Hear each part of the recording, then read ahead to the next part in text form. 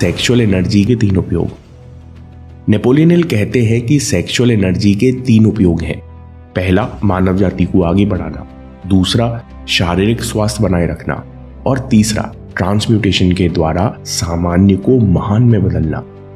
Napoleon Hill कहते हैं कि लोग शर्म के कारण इस बात को इग्नोर करते हैं, लेकिन सच ये है कि सेक्स का इमोशन आपके मन को एक खास वाइब्रेशनल स्टेट में ले जाता है। शक्तिशाली मानसिक स्थिति, जब ये इच्छा या नेपोलियन हिल के शब्दों में जब सेक्स के इमोशंस प्रकट होते हैं, तब इंसान इन्हें पूरे करने के लिए कॉन्शियस माइंड की 4 शक्तियों का, कल्पना शक्ति, साहस, इच्छा शक्ति और दृढ़ निश्चय का प्रयोग कर लेता है।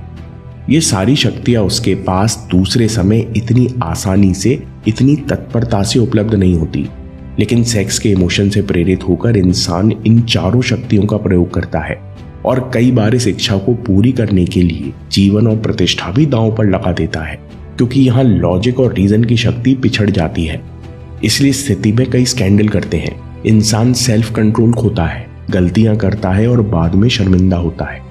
नेपोलियन हिल कहते हैं कि जीनियस और सफल लोग इसी सेक्सुअल एनर्जी को नियंत्रित करके जब सही दिशा देते हैं, तो यही कॉन्शियस माइंड की 4 शक्तियां, कल्पना शक्ति, साहस, इच्छा शक्ति और दृढ़ निश्चय, लक्ष्य पाने के लिए काम करते हैं।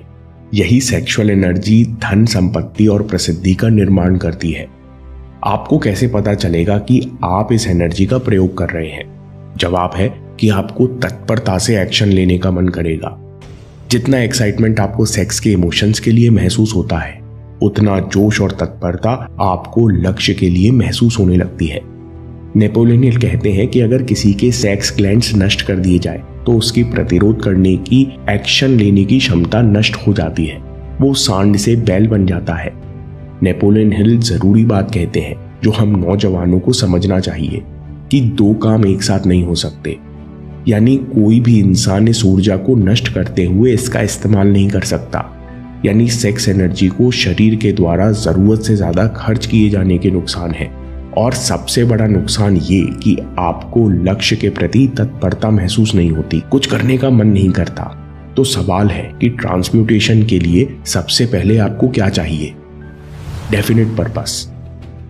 नेपोलियन हिल कहते हैं कि सफलता की इच्छा तो अधिकतर हर कोई कर ही लेता है, लेकिन बहुत ही कम लोग ऐसे होते हैं जिनके पास कोई डेफिनेट पर्पस और साथ में बर्निंग डिजायर होती है।